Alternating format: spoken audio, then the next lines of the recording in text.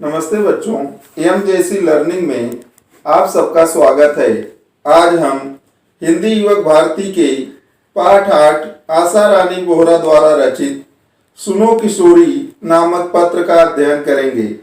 पत्र का नाम आते ही हमें यह ज्ञात हो जाता है कि कोई संदेश लिख कर आया होगा। प्राचीन काल में महत्व स्वतंत्रता संग्राम में भी बना रहा। हमने अनेक रूप भी देखे हैं। पत्रों का कला पक्ष साहित्यिक कलात्मक को आधार बना लेता है तो पत्रों में निखार आ जाती है। वासुदेव शरण अग्रवाल ने लिखा है, मेरी समझ में किसी व्यक्ति की भारी भरकम साहित्यिक कृति आंधी के समान है। उसके साहित्यिक पत्र उन झोंकों के समान हैं जो धीरे से आते जाते रहते हैं और वायु की थोड़ी मात्रा साथ लाने पर भी सांस बनकर जीवन देते हैं। अर्थात बड़ी साहित्यिक रचनाओं की तुलना में पत्र को कम करके नहीं आंका जा सकता है। यह हमारे लिए महत्वपूर्ण है, जरूरी है। अब हम कुछ लेखिकाओं के बारे में चर्चा कर लेते हैं जो नारियों के संघर्ष, जीवन की कठिनाइयों, उनके महान कार्यों को साहित्यिक रूप प्रदान किया है। मन्नू भंडारी की रचना है तीन निगाहों की एक तस्वीर। ममता कालिया का रचना है बेघर। मृदुला गर्ग की कहानी संग्रह। महादेवी वर्मा की भारतीय संस्कृत के स्वर। उषा प्रेमवदा की 55 खंभे, लाल दीवार आदि रचनाएं नारी समस्याओं रेखांकित करती हैं।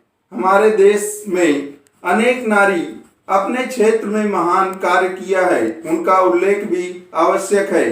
भारत की पहली अंतरिक्ष यात्री कल्पना चावला, भारत की प्रथम महिला राष्ट्रपति प्रतिभा देवी सिंह पाटिल, माउंट एवरेस्ट के शिखर पर पहुंचने वाली पहली महिला बचेंद्री पाल, भारत की पहली महिला IPS किरण बेदी, पहली भारतीय महिला बॉक्सर मैरी कॉम अपनी योग्यता से महान बनी। सभी भारतीयों को उन पर गर्व है। आज हमारे देश के नवयुवक नवयुवती अपने आदर्शों, मूल्यों, परंपराओं, संस्कृति से मोह भंग करके पाश्चात्य संस्कृति संस्कारों का अंधा अनुकरण कर रहे हैं। बच्चों का इस उम्र में स्वप्न देखना तथा उसे प्राप्त करने के लिए नई उड़ानें भरना ठीक है, लेकिन वास्तविकता से दूर नहीं होना चाहिए। ऐसा ही यह पत्र है जिसका हम अध्ययन करेंगे। लेखिका आशा रानी का जीवन परिचय। श्रीमती आशा रानी बोहरा का जन्म 7 अप्रैल 1921 ईस्वी को अविभाजित भारत के झेलम जिले की तकवाल तहसील स्थित ग्राम दुल्हा में हुआ। आधुनिक हिंदी साहित्य में नारी विषयक लेखन में आप अपना अलग स्थान रखती हैं। प्रतिष्ठित पत्रिकाओं में आपके लेख धारावाहिक रूप में छपते रहे। विभिन्न क्षेत्रों में अग्रणी रही महिलाओं के जीवन संघर्ष को चित्रित करना और वर्तमान नारी वर्ग के सम्मुख आदर्श प्रस्तुत करना आपके लेखन कार्य का प्रमुख उद्देश्य रहा है। आपकी रचनाओं ने लेखन की नई धारा को जन्म दिया और हिंदी साहित्य में नारी विमर्श लेखन की परंपरा को समृद्ध किया है। अर्थात नारी के विचारों, उनके मनोभावों को समझकर उसे साहित्यिक रूप प्रदान किया, लोगों के सामने लाया। आप अनेक प्रतिष्ठित पुरस्कारों से सम्मानित हैं। आपका निधन 2009 ईस्वी में हुआ। प्रमुख कृतियां: भारत की प्रथम महिलाएं, स्वतंत्रता सेनानी, लेखिकाएं, क्रांतिकारी किशोरी, स्वाधीनता सेनानी, लेखक, पत्रकार आदि। विधा परिचय। अनेक साहित्यकारों, महान राजनीतिकों द्वारा अपने परिजनों को भेजे गए पत्रों ने तत्कालीन साहित्यिक, सामाजिक, राजनीतिक, सांस्कृतिक स्थितियों का लेखा जोखा प्रखरता से प्रस्तुत किया है। इन पत्रों का कला पक्ष साहित्यिक कलात्मकता को स्पर्श करता है। अब हम पाठ परिचय के बारे में अध्ययन करेंगे। लेखिका ने अपने इस नवीनतम पत्र शैली में किशोरियों को शंकाओं, प्रश्नों एवं दुश्चिंताओं का समाधान एक माँ, अतरंग सहेली और मार्गदर्शिका के रूप में किया है। किशोरियों के हृदय में झांक कर मित्रवत उन्हें उचित अनुचित, करड़ी अकरड़ी का बोध कराया है। हमारे देश की नई पीढ़ी पश्चिमी देशों से आ रहे मूल्यों और संस्कारों का अंधा अनुकरण करती जा रही है। हमारे देश की संस्कृति और परंपराओं का कालबाह्य और त्याज्य मानकर उसकी अवहेलना कर रही हैं। आत्मनिर्भर हो जाने से युवक युवतियों का जीवन के प्रति बदला दृष्टिकोण विवेकहीनता और जल्दबाजी में लिया गया फैसला है। यह निर्णय नई पीढ़ी के जीवन सौंदर्य को नष्ट कर रहा है। लेखिका के अनुसार नए मूल्यों को भारतीय संस्कृति, परंपराओं और संस्कारों की भूमि पर उतार कर स्वीकारना होगा। अब हम किशोरावस्था के बारे में जान लेते हैं।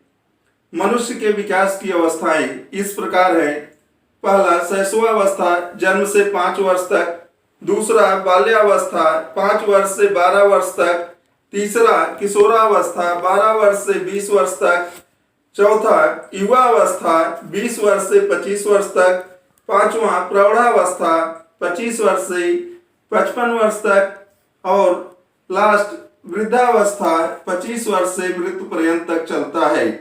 इन अवस्थाओं का अपनी अपना अलग विशेषता होता है। हर अवस्था की अपनी अलग पहचान होती है। किशोरावस्था की विशेषताओं के बारे में चर्चा कर लेते हैं। यह काल सभी प्रकार के मानसिक शक्तियों के विकास का समय है। भावों के साथ बालक की कल्पना का विकास होता है। बालक इसी समय नए नए और ऊंचे आदर्शों को अपनाता है। बालक भविष्य में जो कुछ होता है उसकी पूरी रूपरेखा उसकी किशोरावस्था में बन जाती है।